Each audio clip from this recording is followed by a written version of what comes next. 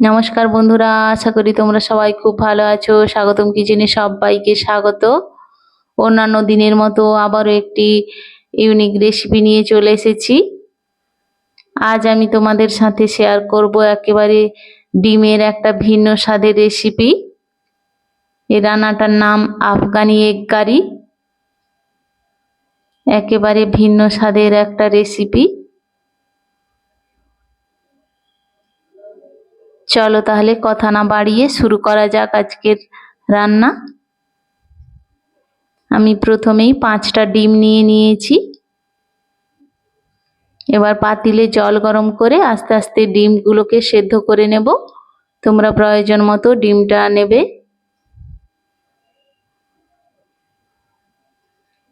ডিমটা আমার সেদ্ধ হয়ে গেছে।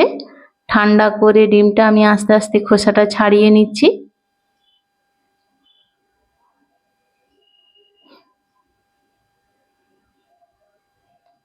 খোসা আমার ছাড়ানো হয়ে গেছে। এবার আস্তে আস্তে ছুরির সাহায্যে ডিমগুলোর গায়ে কাট লাগিয়ে নেব।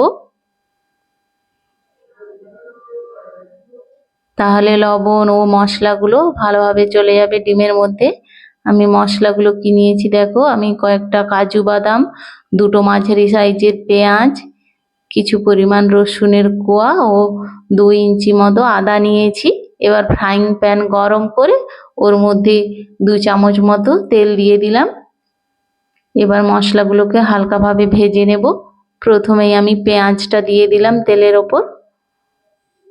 পেঁয়াজটা হালকা ভাজা হয়ে আসলে ওর মধ্যে রসুনের কোয়াগুলো দিয়ে দেব।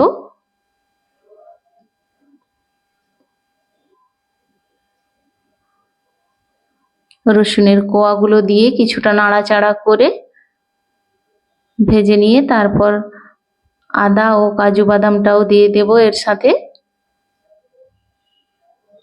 এটা খুব বেশি ভাজা যাবে না, তাহলে মশলার যে ক্রিমি ভাবটা থাকে ওটা থাকবে না, রান্নাটা খেতেও ভালো লাগবে না।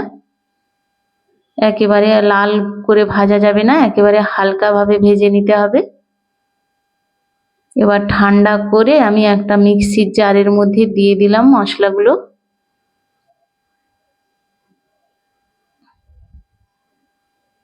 এবার ওর মধ্যে খানিকটা পরিমাণ ধনেপাতা ও 2টো কাঁচা লঙ্কা দিয়ে দিলাম।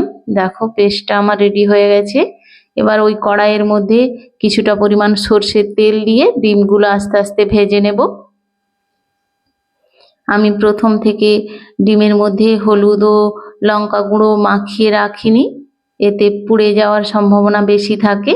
আমি প্রথমে ডিমগুলো হালকাভাবে নেড়ে নিয়ে এবার ওই ফ্রাইং প্যানের মধ্যে হলুদ গুঁড়ো ও লঙ্কা গুঁড়ো দিয়ে দেব।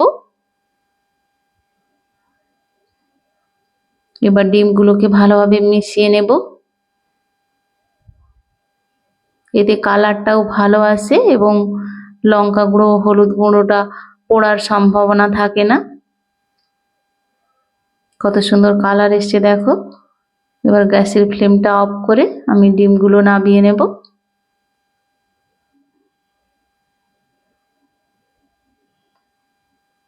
এবার ওই ফ্রাইং প্যানের মধ্যে আরো কিছুটা পরিমাণ সর্ষের তেল দিয়ে আমি গরম মশলাটা প্রথমেই দিয়ে দেব।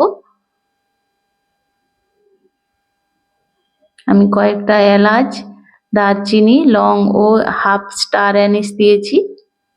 এবার পেস্ট করে রাখা মশলাটা দিয়ে দিলাম।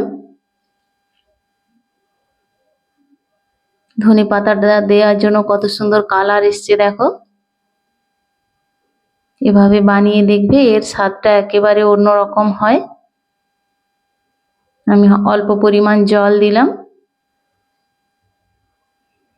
এই রান্নাতে খুব বেশি পরিমাণ জল দেওয়া যায় না। তারপর আমি হলুদ গুঁড়ো দিয়ে দিলাম। হলুদ গুঁড়ো, লঙ্কা গুঁড়ো ও ধনে জিরে গুঁড়ো দিয়ে দেব। দিয়ে ভালোভাবে মশলাটা কষিয়ে নেব। এই রান্নাটা ভাত, রুটি অথবা পরোটার সাথে খুব সুন্দর যায়।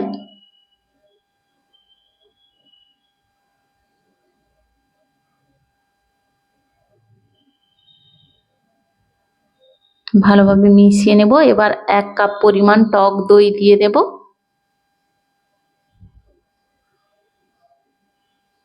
দইটা দিয়ে ভালোভাবে নেড়ে চেড়ে নেব। টক দইটা দেওয়ার জন্য এর টেস্টটা একেবারে ভিন্ন স্বাদের হয়ে যায়। এভাবে একবার বানিয়ে দেখার অনুরোধ রইল, খুব সুন্দর লাগবে আশা করি।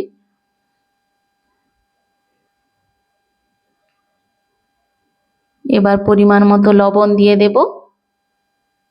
আমি মশলাটা ভাজার সময় লবণ দিইনি, সেই জন্য পরিমাণ মতো দিয়ে দিলাম লবণ। নাড়াচাড়া করে এবার ওর মধ্যে ভেজে রাখা ডিমগুলো দিয়ে দেব।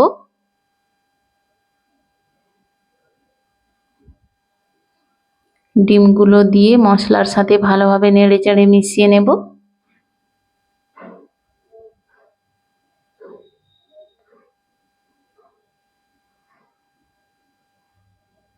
এই রান্নাটা একটু গ্রেভি গ্রেভি টাইপের হয়, এতে খুব বেশি জল দেওয়ার প্রয়োজন হয় না।